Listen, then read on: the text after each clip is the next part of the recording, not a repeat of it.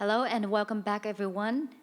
The Technology Session 5, How to Secure a Sustainable Value Chain in the Age of Resilience, Critical Metals and Minerals shall now commence. First of all, I would like to introduce three moderators for the session. Ms. Changhua Wu, Mr. David Sandlow, and Mr. Vali Musa. Ms. Wu is the ICEF Steering Committee member, China Director, Office of Jeremy Lifkin, Executive Director, Professional Association for China's Environment, and Chief Strategist, CN Innovation, Vice Chair, Government Council, Asia Pacific Water Forum. Mr. Sandalao is also ICEF Steering Committee member, Inaugural Fellow at the Center of Global Energy Policy at the Columbia University, and co-director of the Energy and Environmental Concentration School of International and Public Affairs at the Columbia University.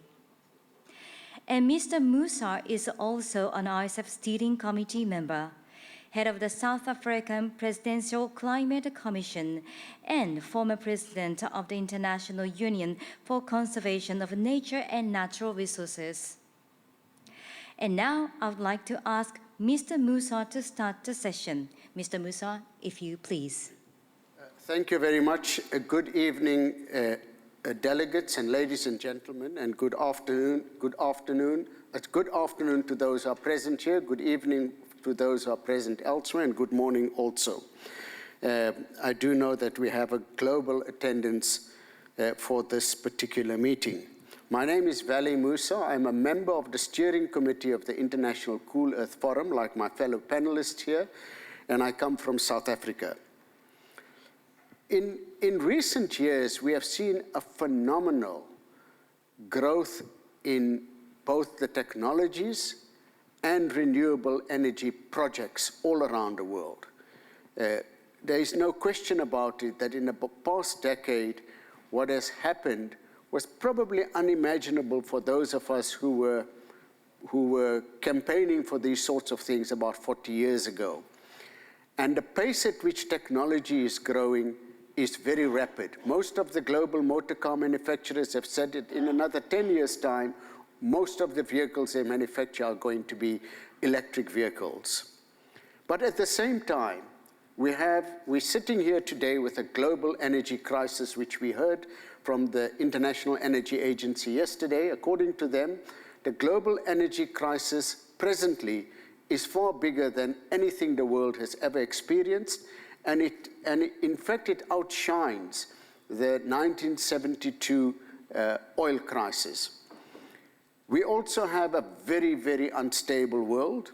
The war in Ukraine is something that has shocked all of us. We didn't see it coming, and has resulted in an exacerbation of the global energy crisis, and also has pushed up prices to unaffordable levels. At the same time, there's a rise in communities wanting to secure their own rights. So we're seeing indigenous communities all around the world asserting themselves and standing up in a manner which they've never done before.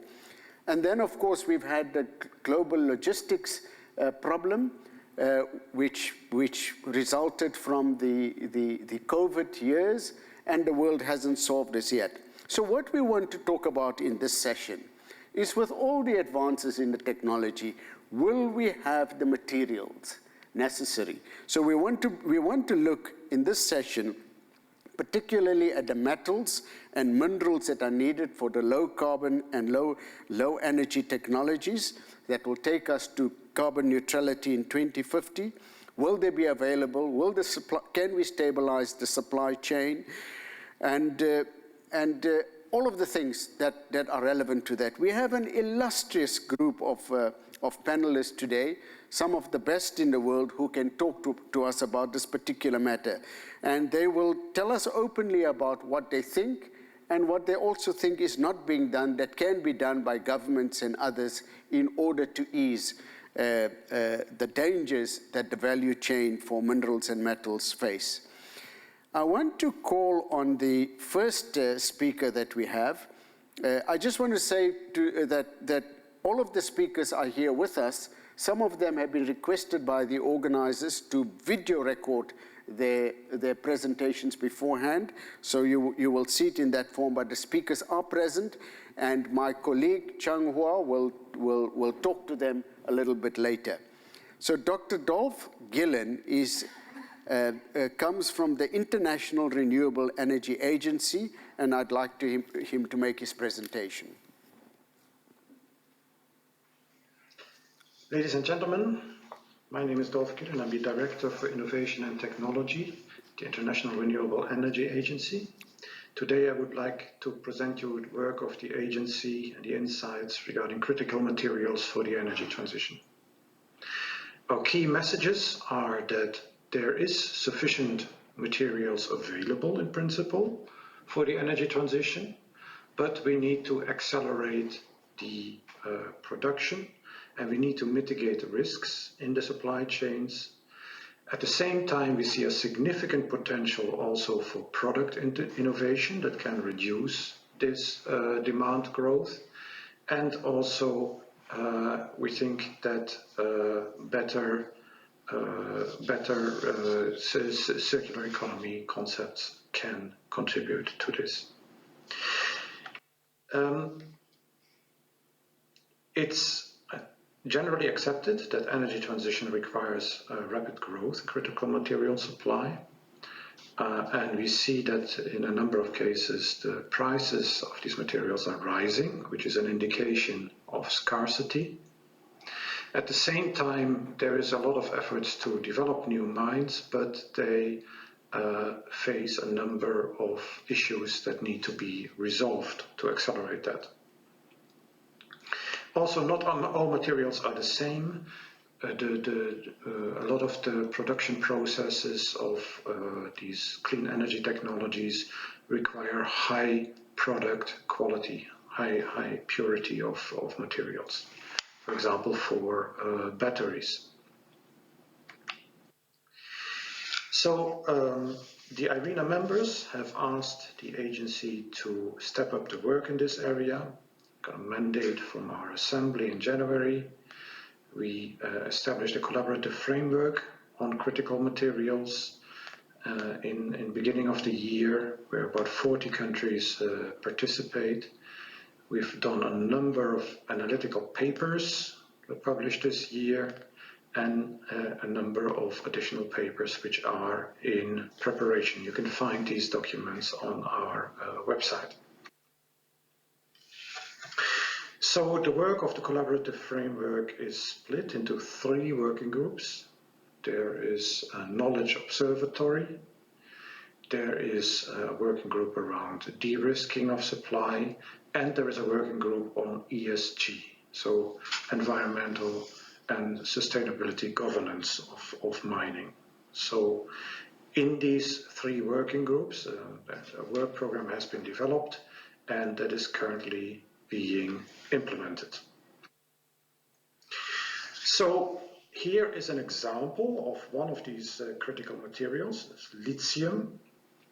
So lithium is a critical material for the production of lithium-ion batteries, and the use of these batteries is growing rapidly, and that has resulted in scarcity. So here you see the price of lithium carbonate and lithium hydroxide, the 2 key components used in battery manufacturing, and you see that the price really increased significantly by nearly 5-fold to a level of $60,000 to $70,000 per ton.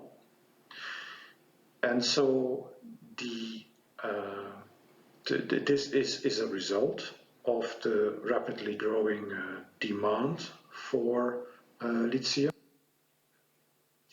And the question is, what will now happen this decade? So it's generally accepted that demand will grow fast, but there is some uncertainty how fast it will grow. So on the graph on the left shows one projection, which suggests that demand will grow to around 2 million tons, but there is also other projections out there that say it may grow to 3 million tons or even more. And so that is a significant growth of the level of around 500 kilotons of lithium carbon equivalents at the moment. There is significant supply growth foreseen. You see that on the right side, but it's at the lower end of this projected demand growth that I just discussed. So we may need even more supply. And at the same time, we need to make sure that the supply is of the right quality. So that critically depends on the lithium or processing. And the bulk of that lithium is going into battery manufacturing. Here you see the projected growth in battery manufacturing capacity from around 600 gigawatt hour to nearly 2,500 gigawatt hour in 2025. So only in 4 years, that's a quadrupling. And you see the key role that China plays in this manufacturing. So going forward, there's a lot of innovation in battery technology, and that innovation has its impact on the materials requirements. So that offers an opportunity to reduce the demand growth.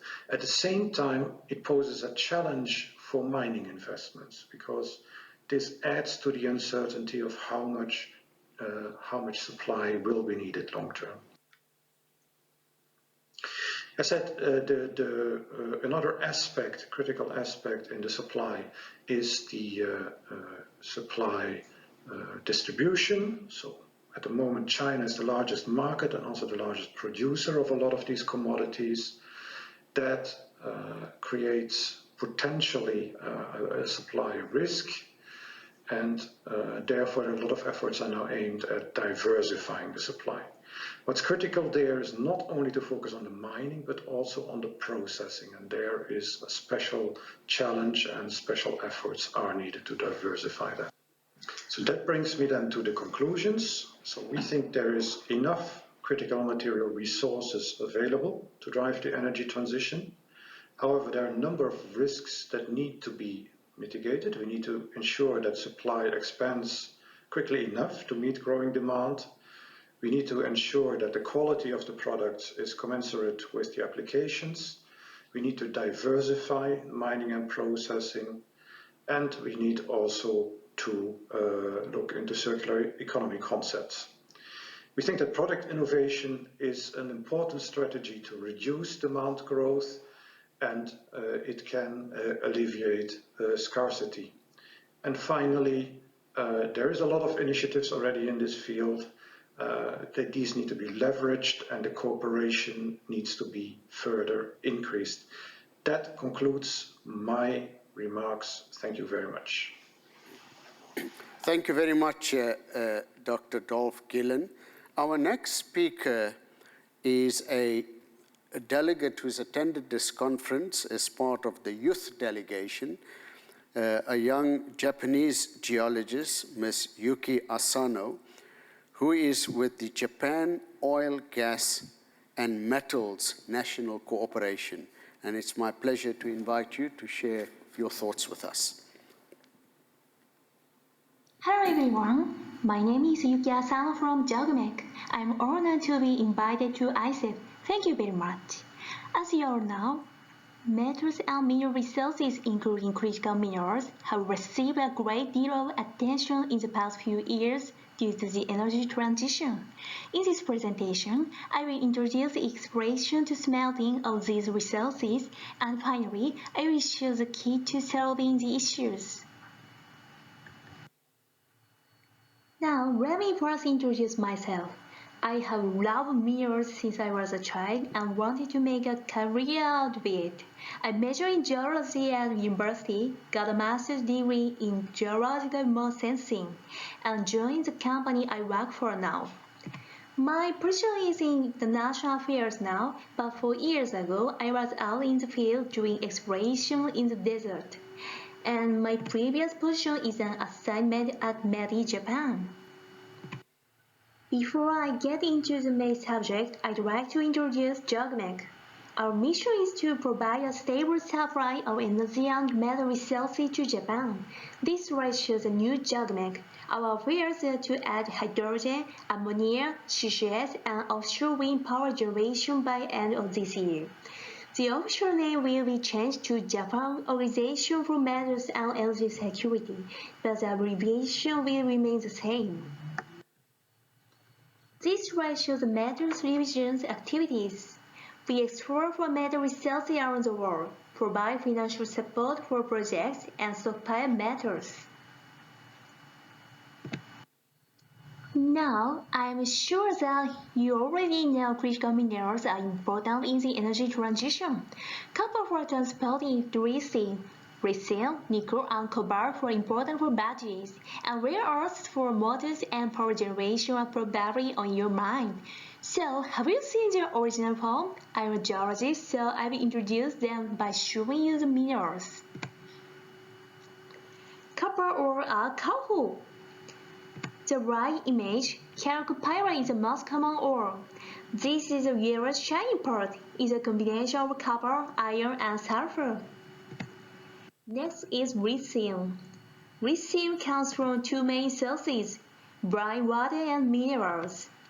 The former is extracted from salt lakes. The mineral is spodumene, pretty purple, isn't it beautiful? I'd like to show you more, but I don't have time. Nickel and cobalt are also beautiful, so please check them out. Many minerals are asleep in the earth, so how do these minerals come to us in the form of metals? This slide shows how minerals become metals. The deposit is a profitable mineral aggregate, and the ore is a product mined from it. Taking copper as an example, the mine ore undergoes a concentration process, then smelting process, and finally becomes copper ingot after further refining using electricity. Upstream is the most uncertain. If high-quality mineral deposits are found, there are very few projects that could actually become mines. Furthermore, in general, the Porphyry copper project, it takes about 10 to 15 years or more from discovery to production, which is a long lead time. Also, the cost of entry increases with the degree of certainty. The difficulty of mining and poor infrastructure are other factors that raise costs. Even if you start exploring for new projects in the last few years, it will take a long time to get them into production. In addition, our mines have a limited mine life. The ore will eventually be depleted. Therefore, we must explore the next deposit. Recycling and recovery have become extremely important in recent years because resources available are limited. In parallel, we need to train workers in the mines to secure the metal resources needed for the energy transition. By making all those efforts, we are making investment in the future. Based on these considerations, I'd like to emphasize that to continue to invest in R&D and human resource development are keys to the future. Innovation is needed to secure more efficient and environmentally friendly metal resources. In R&D, critical minerals often focus on resource saving and alternative materials. But also, it's important that development of applications with surface minerals. In human resources development, the report by Mining Industry Human Resources Council in 2021, unfortunately, the number of young people who want to engage in the mining sector is few. In the background, there are concerns about environmental destruction and the mining sector isn't familiar to them. It's also important to remind young people what is really going on and make them aware of the attractions. For example, my colleagues have volunteered to provide career education to high school students in Japan. They tell them about the mining sector's sincere action on environmental issues and the attractiveness of the sector. The program consists of a one-hour lecture and a session where a lecturer shows up and explains actual minerals, etc. Since the program started in 2018, we have had a total of 64 sessions and about 4,200 students have attended. This initiative is new. Its effects have yet to be seen. However, I'm sure that in near future some of these participants will be active in the field of metal resources.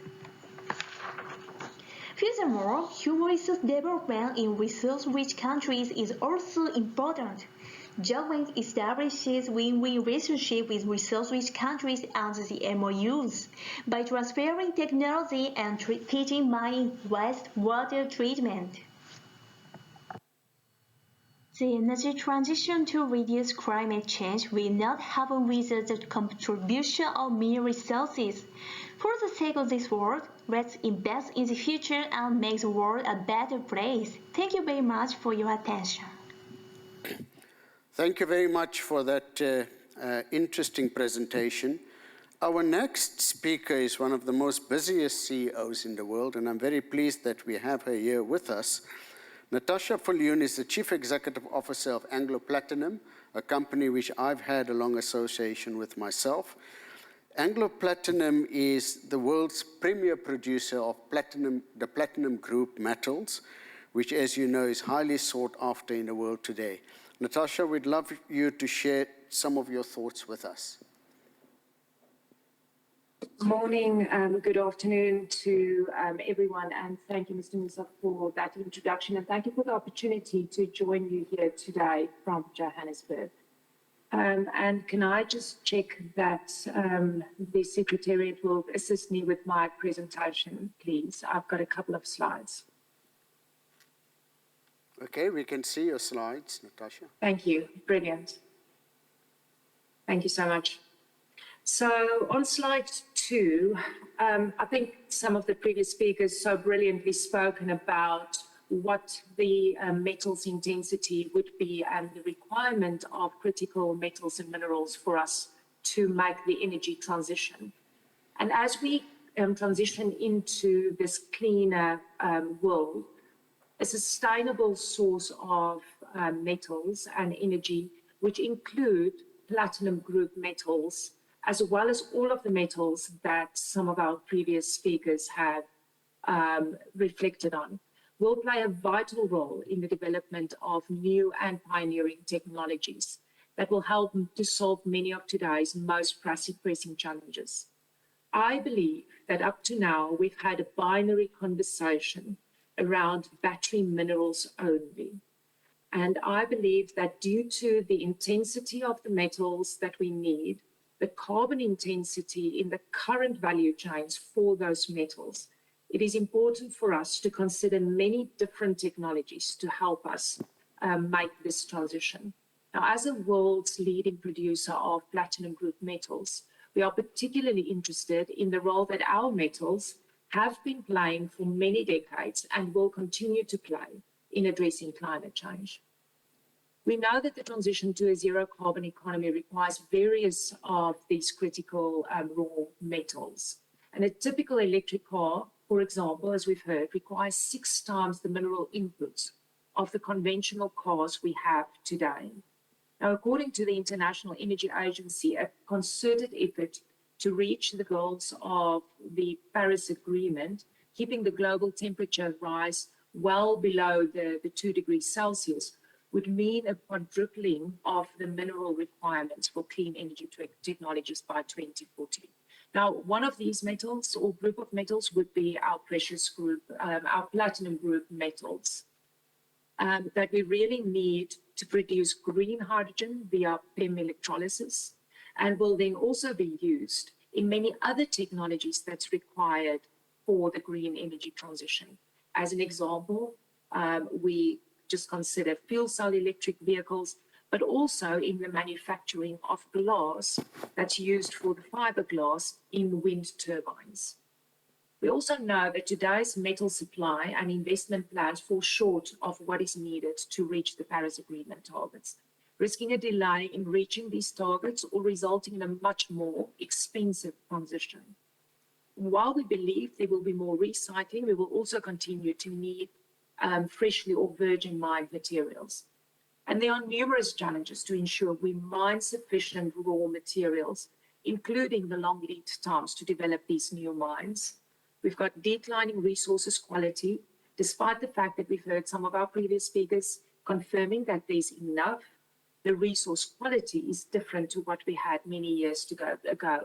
And then we have higher climate risks, such as severe water shortages or higher risk of flooding in areas where some critical minerals are located. And interestingly enough, many of these are located in the developing world, who are far less prepared for the climate change impacts that we see today already. So I want to reflect briefly on another risk today, and the fact that our communities do not necessarily want new mines developed in their backyards. And we see this from the wild coast of South Africa all the way to the Amazon in Brazil and the cities of Serbia. We can go on to slide 3, please. So how do we win societal support for our industry? We've heard our previous speaker, Junki, talk about that mining is not necessarily an attractive industry.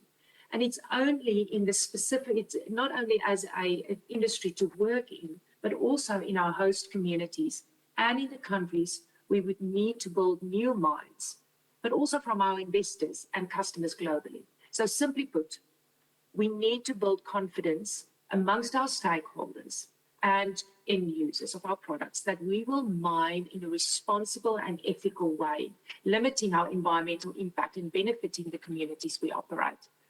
ESG, sustainability, and ethical supply chains may be all in the range at the moment, but it's been inherent in our business for a long time. And you can see this in our compliance. For instance, the London Platinum and Palladium markets responsible sourcing and good delivery standards today. And we've also been working for several years with customers affecting our communities, labor unions, NGOs to develop a responsible mining standard called the Initiative for Responsible Mining Assurance. It goes beyond a country's legal and regulatory compliance, providing independent third-party assurance that metals are responsibly sourced. If we go to slide 4, I think I want us to just reflect on work that we've done in the technology space to make sure that as a responsible supplier, we also play our part in the development of technologies required for this energy transition. In this space, we have several projects underway. The first one, and the slide in front of you, would be a 500-ton fuel cell-driven haul truck that we are using in our mines. And we've also been working collaboratively with partners to develop battery technologies that would have higher energy intensity and higher cyclability to, again, use all the characteristics of our metals to drive technologies and in support of the energy transition.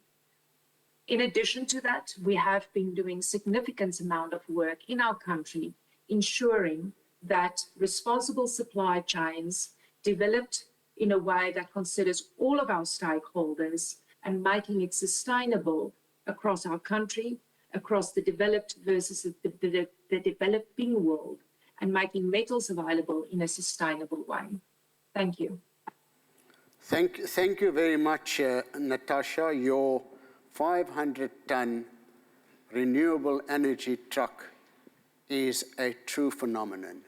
And I hope that it will translate into the huge truck fleets around the world looking at using similar technology. Our next speaker is Professor Yasuhiro Kato, who is the Dean of the School of Engineering of the University of Tokyo. Professor Kato. I'm Yasuhiro Kato of the University of Tokyo. Today, I would like to talk about a promising silver mineral resource or rare earth elements and their potential to build a sustainable future. In recent years, The global environmental problems, including the ongoing climate change, have been one of the most urgent issues for human society. Toward zero-carbon society, many countries have begun to promote electrification of vehicles and wind power generation. In fact, the key technologies how these global tendencies, or SDGs, rely on some special element called rare earth elements. Rare earth elements, hereafter described as REE in slides, are essential for green energy technologies.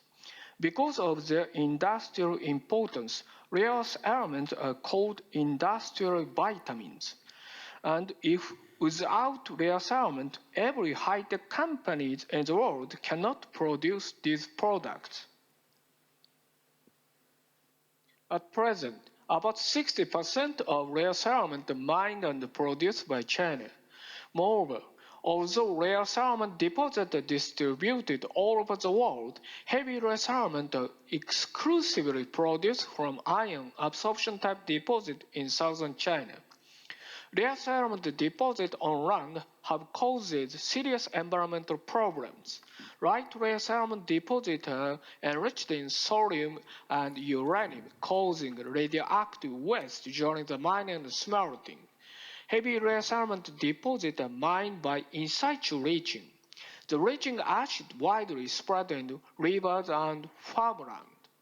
Again, I have to emphasize on-land rare earth element deposit damage to environments.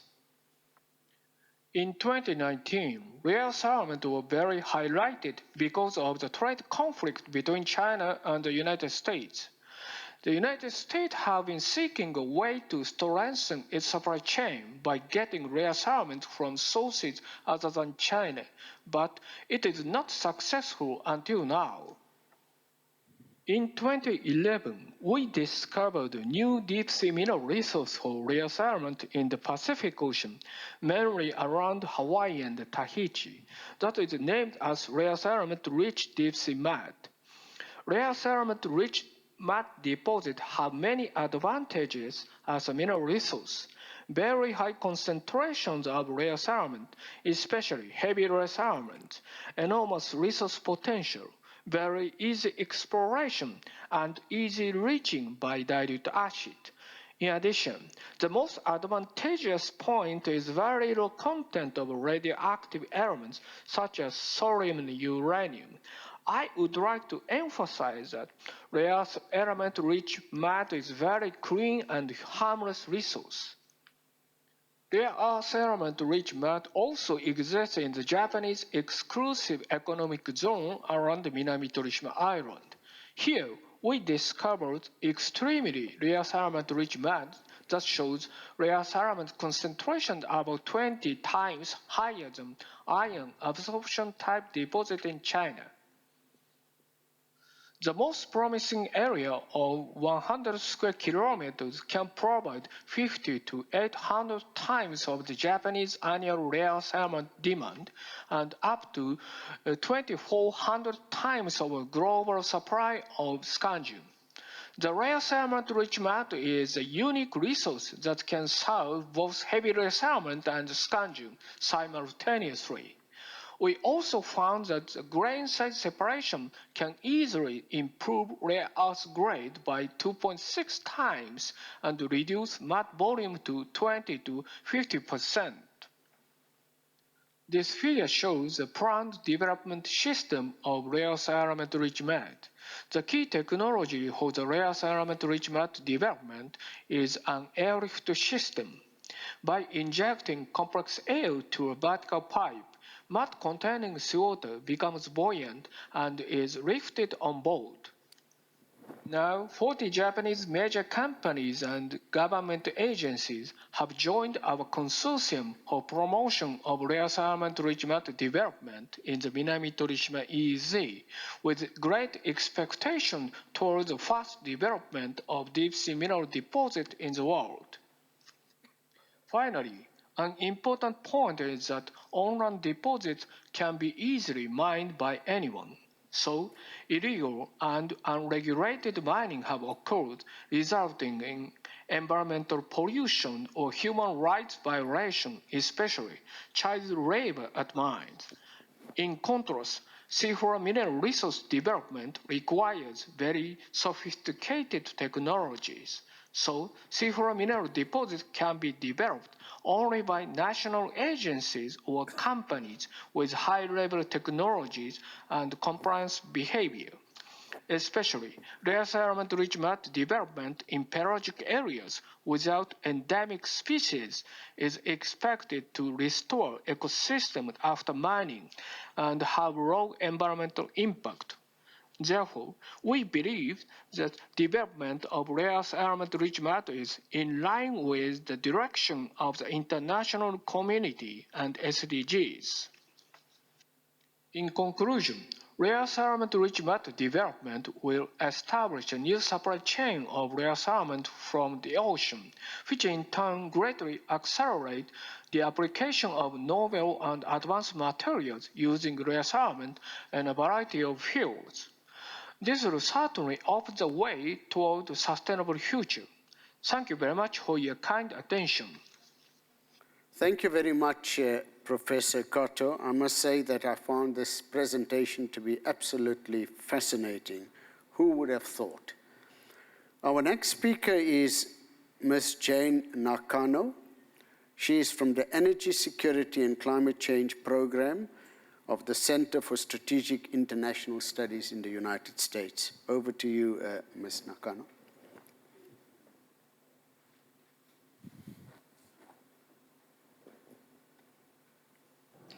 Securing the supply chains for critical minerals and metals is a strategic issue, especially given the growing requirement from clean energy technology expansion that are essential to reducing greenhouse gas emissions and enhancing energy security. Also, clean energy technology supports industrial competitiveness. Clean energy is no longer a niche sector. For example, it is estimated that in 2020, companies and consumers spent over $500 billion on the energy transition, double the level in 2013. Critical minerals that are key to clean energy technology have a strong demand forecast. According to the International Energy Agency, mineral demand from electric vehicle batteries alone grows 10 times in their stated policy scenario. Naturally, concerns are looming over the potential supply and demand gaps. There is no single ready action or solution to mitigating potential shortfalls or strengthening the supply chain, as there are multiple challenges to address. For example, today's production and processing operations for many critical minerals are highly concentrated in a small number of countries, and this picture is unlikely to change in the near term. Also, mining projects take many years to develop.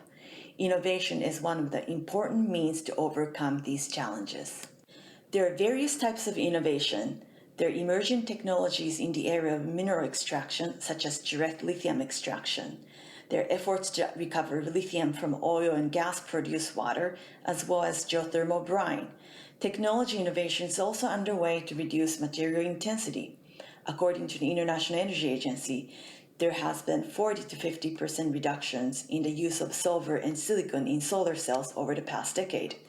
Material substitution is another area of innovation. For example, innovation is underway to replace up to 50% of the neodymium in permanent magnets with the lower-cost rare earth elements like lanthanum and cerium. Recycling and recovery are yet another area. In particular, as the growing number of EV batteries are expected to reach their end of life after 2030s, recycling them will become very important. Several major economies have introduced strategies and action plans to securing the supply chains, and the focus on innovation is universal. Let me start with the United States. President Biden announced a plan to revitalize American manufacturing and secure critical supply chains in February 2022, following some in-depth studies of supply chain vulnerabilities for critical minerals and large-capacity batteries.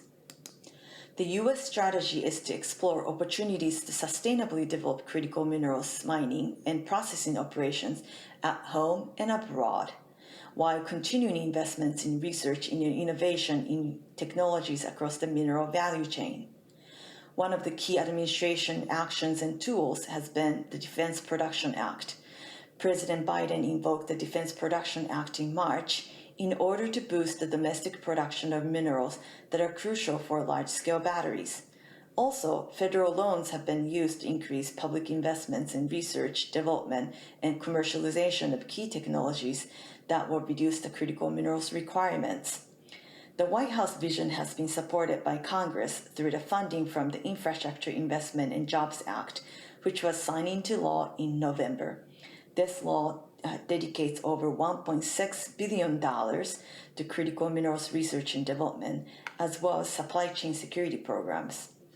Innovation is also an important focus for China, which has become the world's leading supplier of critical minerals.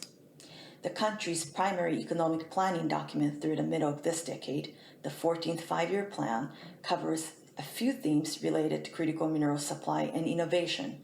The document notes the country's resolve to improving reserve security capabilities and implementing a new round of breakthrough strategic initiatives for prospecting. In spring 2021, the Chinese government updated its 10-year plan concerning prospecting innovation initiatives through 2035. This included strong promotion of science and technology innovation and improved capability in in-depth exploration of mineral deposits. In terms of more system-oriented innovation, the National Mineral Resource Plan calls for the establishing a range of capabilities, including an early warning mechanism to safeguard its supply chains against potential disruptions. The European Union has become increasingly concerned that the pursuit of the robust deployment of clean energy technologies could exacerbate the current level of import dependence for critical minerals and materials if the supply security issue is left unaddressed. The Critical Raw Materials Resilience is the EU's guiding strategic document. Issued in September 2020, this document presented an action plan that included the launch of research and innovation on waste processing, advanced materials and substitution of critical raw materials, mapping of the potential supply of secondary critical raw materials in Europe, and the deployment of Earth observation programs and remote sensing for resource exploration, operations, and post-closure environmental management. Most recently, the EU is considering new regulation that would require batteries sold to the European Union to contain a minimum percentage of recycled critical minerals by 2030. It is expected to be adopted in late 2022 or early 2023. Given the absence of domestic upstream capacity, Japan's strategy has long focused on trade, upstream investments overseas, stockpiling, and research and development in substitutes and recycling technologies. The Sixth Strategic Energy Plan, issued in 2021, doubled down on upstream investment overseas, domestic stockpiling, as well as metals recycling. Moreover, energy storage technology is among the 14 key sectors that the Japanese government views essential to the country's ability to achieve the dual objectives of mid-century carbon neutrality and economic development. As such, technology innovation in battery component minerals and metals is among the key focus under the 2 trillion Japanese yen Green Innovation Fund, which was established to support Japan's green growth strategy. With the grant from the fund, a consortium of major Japanese companies is striving to advance the technology to recover higher percentages of lithium, nickel, and cobalt from batteries. Needless to say, these are not the only governments that have critical mineral strategies and plans whose focus includes innovation. The Australian government is striving to build up the country's intellectual property in critical minerals processing, target technical bottlenecks in supply chains, and drive breakthrough collaborative research. Meanwhile, Canada is about to release its critical minerals strategy, whose 6 areas of focus includes driving research, innovation, and exploration. Critical minerals and metals are essential for the modern economy and to the global climate mitigation efforts. Innovation is key to strengthening their supply chains and therefore warrants continued strong government support and industry efforts around the world. Thank you. Thank you very much. Our final speaker is Dr. Robert Johnston, who is from the Columbia Center for Global Energy Policy. Over to you, Dr. Johnson.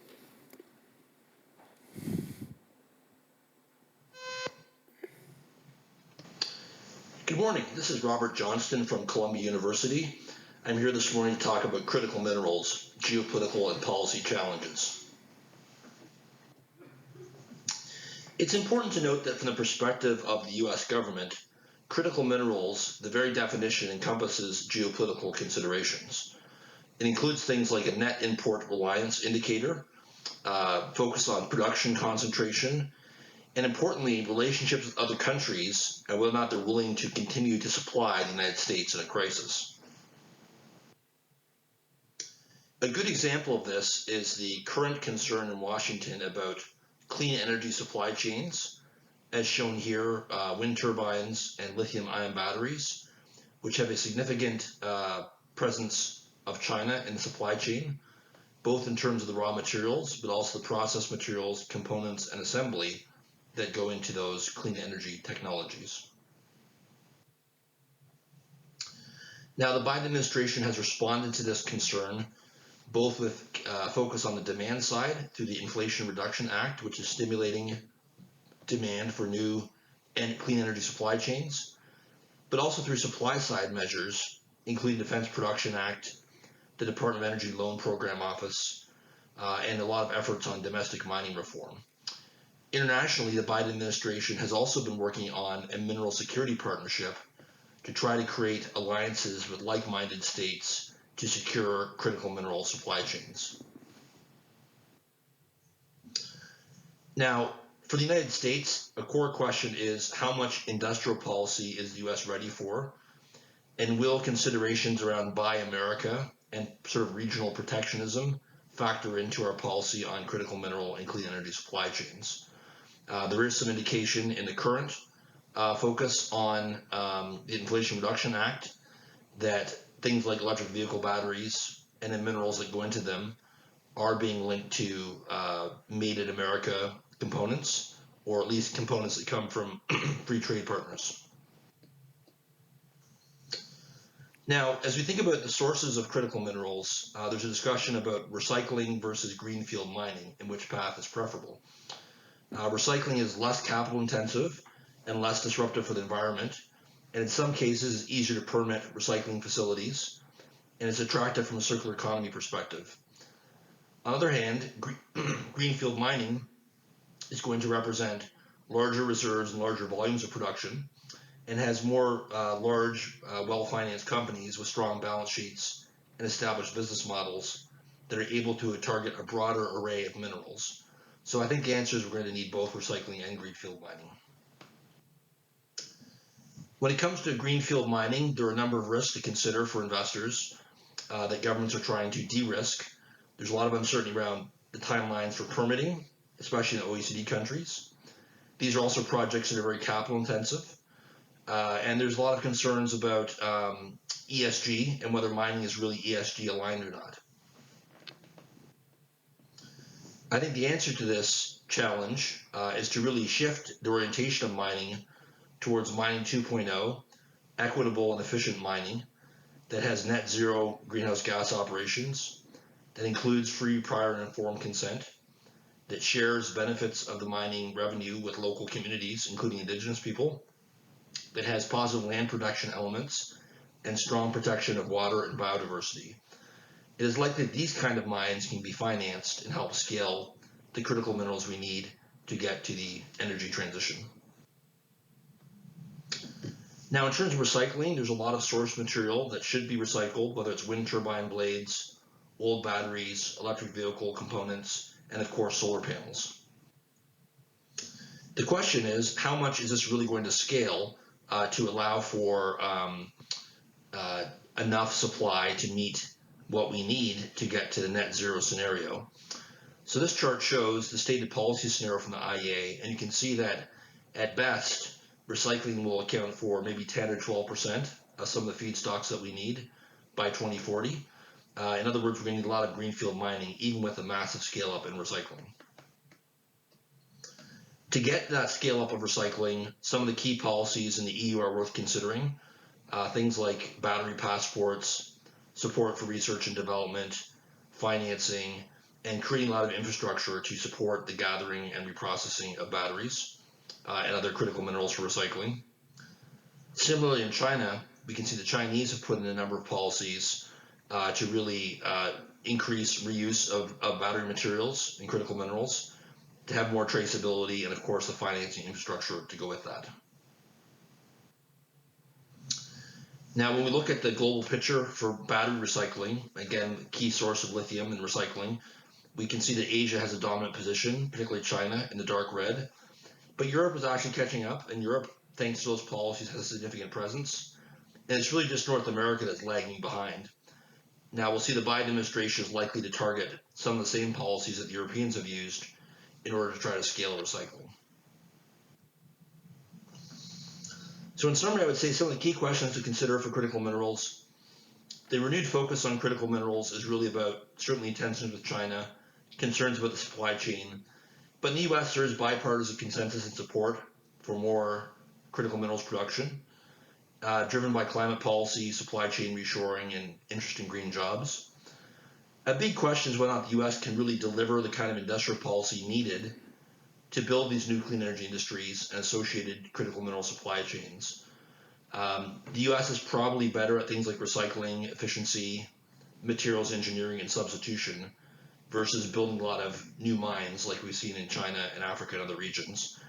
In part because the environmental justice agenda, concerns about land management and climate are somewhat at odds with the energy transition in the case of critical minerals and domestic mining.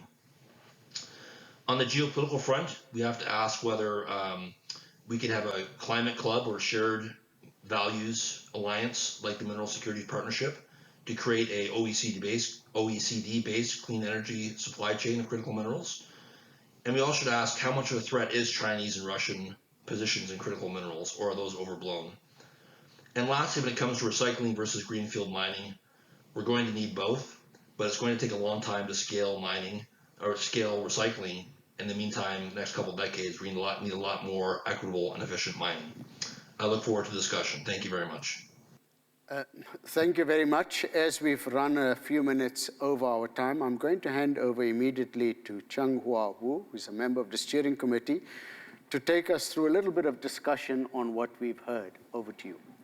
Thank you, Vali, and also thank you for all the speakers and presentations. It's sort of fascinating to see, I think, through the sort of a value chain, it's not totally value chain. I don't think we have a sort of end user there yet, for instance, an EV car company or battery manufacturing there, but roughly, I think we have this sort of a picture of what the things we're talking about, the risks, the threats, the challenges. In the meantime, you started to see different companies along the value chain have really started to innovate, trying to address those challenges and risks there as well.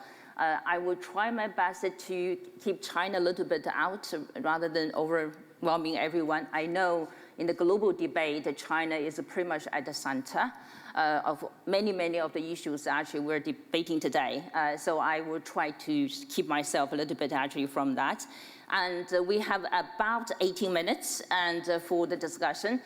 So it's really rich discussion and content there. So I would love to have the conversation flow among the members. I believe actually the conversation among us actually, all the speakers will be also fascinating. If I may, I'm going to throw the question to David to get kicking off the conversation. I think partly discussed already. We know how critical this is, and as Yuki said, no minerals, actually no energy transition. And we also know the energy transition is very mineral dependent and also mineral intensive, right? It's complicated there. But then there's roughly this timeline. We're looking into 2030. So between now and 2030, and looking at how sort of essential sort of role of the sectors we're talking about now, what do you think, David? Through the presentations today, you see hope? What are the key barriers actually we need to probably address even further if we have not really touched enough? Thanks for the question. And let me just start by saying how amazingly substantive and interesting those presentations were. It's just an incredible group of speakers. So thank you very much for all the information that was in that. And I want to follow up with one question for one of our speakers after this, if Sure, that's okay. please. But first, and let me make one other point too. My friend Robert Johnson, who spoke, I just want to let everybody know that he is actually the executive director of our Center on Global Energy Policies, taking a key leadership role in our center. So we're really grateful for that. And you can see why with his great presentation. You asked, what do we need to do between now and 2030? I think this requires laser-like focuses from every government around the world that's paying attention to the clean energy transition. I love the bumper sticker slogan that you had, Yessi, that no minerals, no clean energy transition, no minerals, no energy transition, in 5 words. You summed it up right there. I thought it's tremendous. And I think there is a growing realization that that is true, but there is not nearly enough realization that that is true. We have tremendously ambitious aspirations for the clean energy transition that we all need, but unless we start paying attention much more than we have, we're going to be mineral constrained. And so I think that means policy initiatives. I'm very pleased by some of the policy initiatives we've seen in the United States just in the past, in recent months, in the past year, with a real focus on this issue in the United States and driving production. But it's going to need the innovation agenda that several of our speakers spoke about, and a lot of investment in the innovation agenda. It's going to need work on community support and the ethics of this, and it's going to need work on financing and financing tools and a lot more. But I think I guess my top line message would be just a laser focus on this. Could I ask one particular follow-up question? Please. And I don't want to divert you, but I thought the presentation on deep sea mining was particularly fascinating, and I wondered in particular what rare earth metals, if we could ask Dr. Cato. No, he's not with us.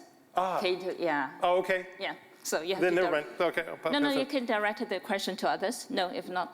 I don't know if anyone. I was just wondering, is there neodymium down there that is being produced off the shore? Because it's according to the presentation. I saw scandium was on there, but I didn't say anything about neodymium. So I wondered if. But if he's not. Yeah, he's not. He's not with us. He's just a taped whatever. So Jen, I know you have some burning questions that you would like to talk to your fellow speakers as well. Sure. No, thank you so much. I really enjoy learning from these fantastic presentations myself.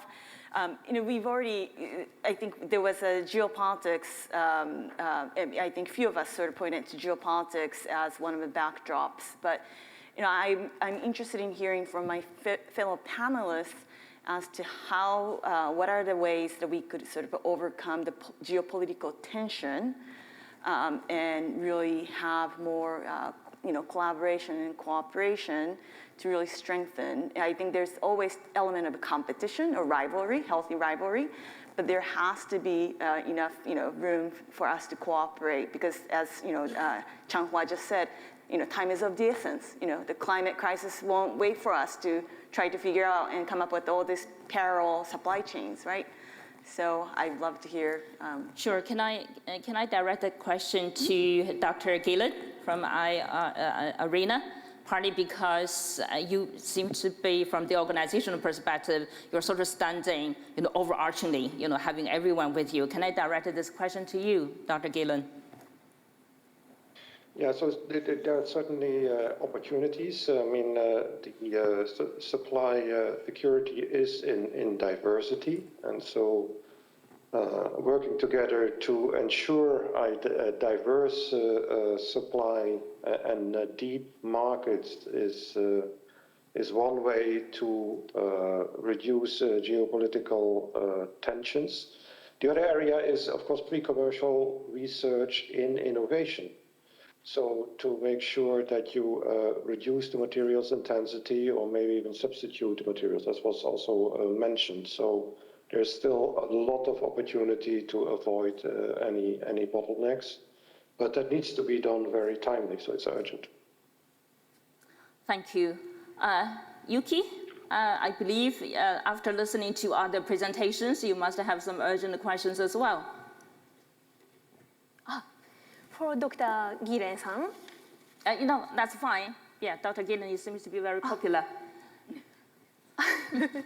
Yes, so I'd like to ask Dr. Gire-san. So I speak in Japanese.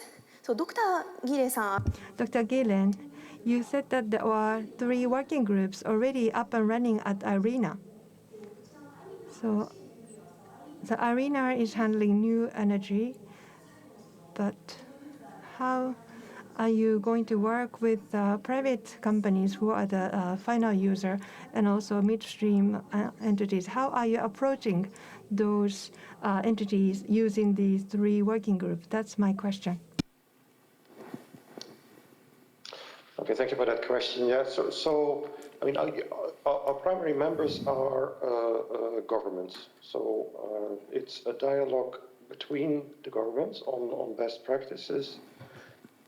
We also invite companies to a number of these discussions, but then it's, let's say, topic specific. So if we have a discussion about lithium, we may, of course, we invite the lithium producing companies and the battery companies, etc. So that's, let's say, these working groups were established in the last, let's say, before and after summer. So it's all relatively new, and that's currently being organized. Thank you. Can I direct one question actually to Natasha? It's fascinating to see, your presentation in terms of around the sustainability in particular. You talked about the energy, the water. I didn't really hear much about biodiversity yet. I believe that should be on your agenda as well, beside the social issue, right? I think the mining sector overall, globally, not only look at their own innovation about all those critical elements there, but in the meantime, actually really started to step sort of, we call like your value chain, right? Going down, reaching out to your customers in particular. So I just wonder, from Anglo-Americans' perspective, are you also looking into scope 3 sort of emissions and started some really meaningful conversation with your customers? I know the business is great because this is the commodity market, basically you are the one. But sustainability is so crucial at this moment. Just out of curiosity, can you share some little bit of update on that? Thank you. Yes, absolutely. I think scope 3 is very much part of our targets, and I think we are working already. We have been working very closely with our end customers, who is predominantly in the mobility sector. So considering all of our OEMs, major car manufacturers, and the development of IRMA, the Initiative for Responsible Mining Assurance, considers that entire value chain all the way into end use. And as we know, there's a significant focus on, if I consider PGM end use into mobility, that is it's integrated into how our end users consider their full supply chains. And again, IRMA requires, if we think about the BMWs, the VWs, all of these major car manufacturers are now requiring not only the PGM suppliers, but all of the other suppliers to consider IRMA as a requirement for their supply chain, which is certainly supportive of our efforts to make sure that our end users consider their full supply chains and carbon footprint. I think, and that's as far as PGMs are concerned. We also look broader than that. If we consider some of our iron ore as an example, our sister companies that produce iron ore, we're considering the quality of our iron ore. We consider value in use in final uses, and that doesn't only consider the financial value in use, but it also consider the full ESG footprint in final use. So certainly from a broader Anglo-American point of view, that is incorporated in our thinking around the ESG. Thank you. Can I just, pursue another follow-up question? What keeps you awake at night and in your sector? at this moment, looking particular some sort of urgent risks at this moment, just out of curiosity? It's a very, very good question because we predominantly operate in developing world. The global just transition, I think, is the one thing that keeps me awake. As many speakers have said, there's so much critical minerals that we need. And despite the fact that it's available, doesn't mean we're going to have access. You've touched on biodiversity as an example. Biodiversity, land access, technology on how we think differently around how we're mining, and how we do this in countries who are severely impacted already through the climate change that we're seeing, and how we consider that just transition. So if I summarize, if I think about the countries we operate in, we need to have our communities who want us to mine on their doorsteps, which means clear value flow through to our local communities, which also means not only in country, but globally, we need to consider how we support those communities. And how do we do that collectively? I think a number of comments made around the perception around mining, that it's not an attractive industry due to quite a bit of our history on a perception around safety, environmental impact, biodiversity impact, land access.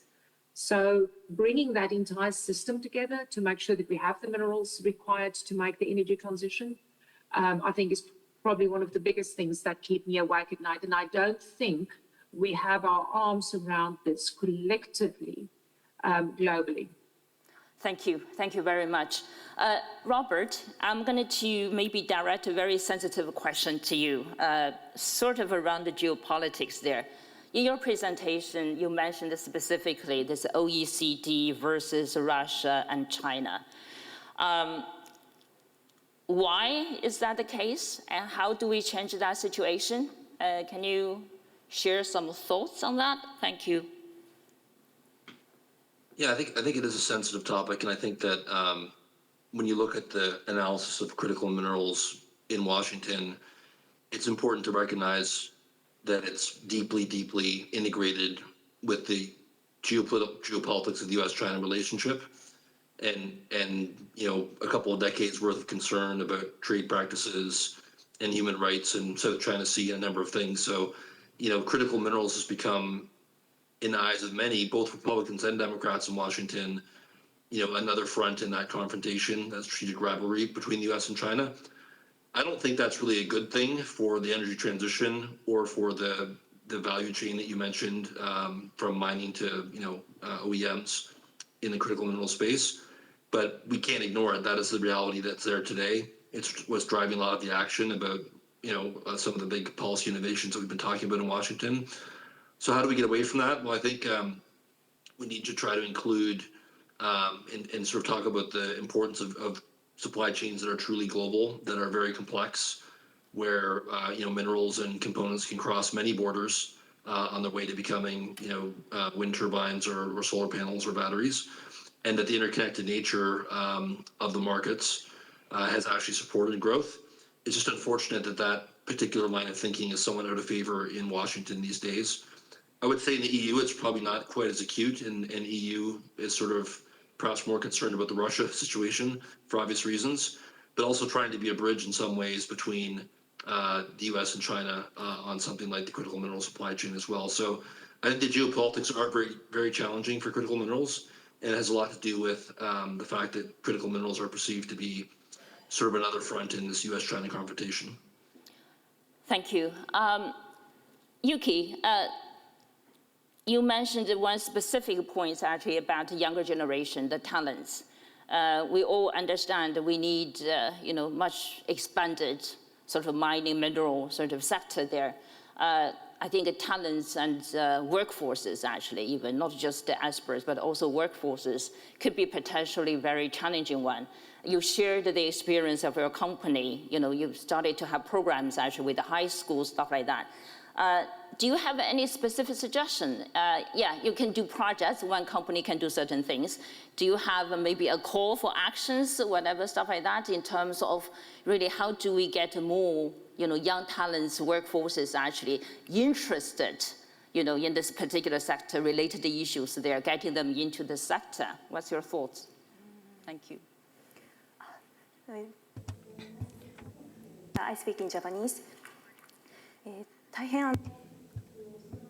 It is a very important question when it comes to younger generation. Not just the people who are not really interested, or the number of the people who are interested in the mining is actually reducing. That's because the concept of the mining is destroying the environment, and also the mining itself is not so familiar with them. And when you think of the children of the future, they will be learning about the environment, because even my generation, we realize that the environmental issue is very serious. So that when they are discussing about the environmental issues, not just environment, but the hydrogen and ammonia,